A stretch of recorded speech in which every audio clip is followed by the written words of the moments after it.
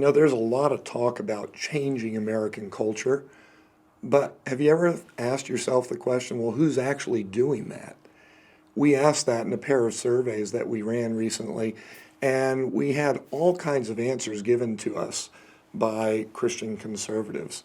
Now, what's interesting is when we take out the politicians and the media personalities and focus on the people who really work at cultural transformation, we had an interesting list of people. It included people like Franklin Graham, who was up at the top of the list, Ravi Zacharias, Tony Perkins, David Barton, James Dobson, Jim Daly, Tim Wildman, Eric Metaxas, Matt Staver, and others.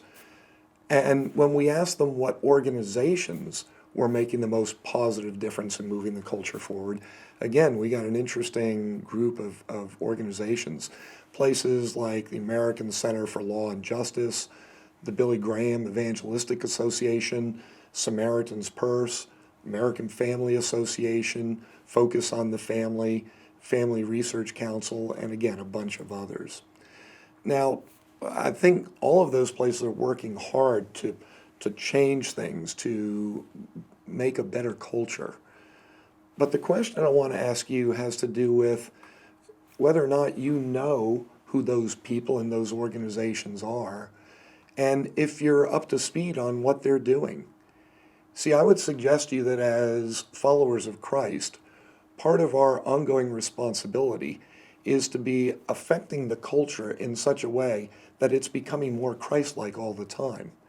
And in order to do that, we're not going to be able to do it ourselves. We need to partner with other people and sometimes other organizations. And so it's important for us to understand, well, who are the players? Who are making things happen? What is it that they're getting done and how are they doing it? What can we learn from their experiences? See, I'm hoping that you're staying informed about any kind of transitions and transformations happening in our culture. And I hope that you're also remaining aware of what individuals and organizations, such as those that I just named, are doing and what they've discovered that can be helpful to you. For a lot of us too, we donate money not only to our local church, but also to parachurch ministries across the country. And so to understand where are some of the best options for us to support is an important question for us to wrestle with because we're trying to be good stewards of God's money. And so I'm not doing a commercial for any of those individuals or organizations, but I do want to challenge you with the question of when you look at the organizations that you support financially, how did you choose them? On what basis? What are the measures or the metrics that you use to determine whether or not they're effective? And then do you gauge them against some of these other kinds of organizations so that you make sure that you're using God's money most efficiently and effectively?